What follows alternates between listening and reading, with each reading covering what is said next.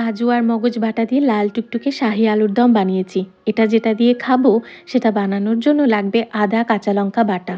আদা কাঁচা লঙ্কা অল্প জল দিয়ে বেটে নিয়েছি।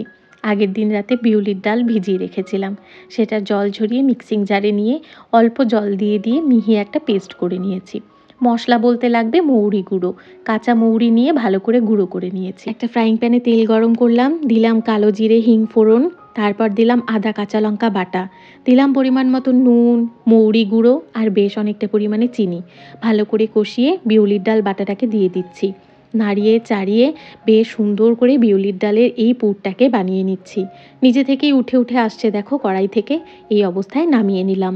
এবার ভালো করে ময়দা মাখবো। ময়দা পরিমাণ মতন নিলাম, তাতে দিলাম নুন, চিনি, বেশ অনেকটা মৌরি গুঁড়ো, আদা কাঁচা লঙ্কা বাটা আর দিলাম বেশ অনেকটা বিউলির ডাল বাটা। পরিমাণ মতন রিফাইন তেল আর অল্প জল দিয়ে দিয়ে একটা মণ্ড ভালো করে মেখে নিলাম। এবার হাতে রিফাইন তেল গ্রিজ করে ময়দার লেচিটাকে কেটে একটা বাটির শেপে প্রথমে বানিয়ে নিলাম।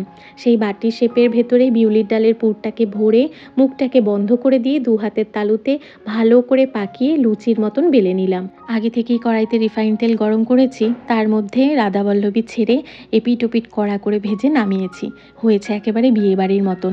ময়দা মাখার সময় নুন চিনি রিফাইন তেলের সাথে বিউলির ডাল বাটা দিলে স্বাদ কিন্তু বেড়ে যায়।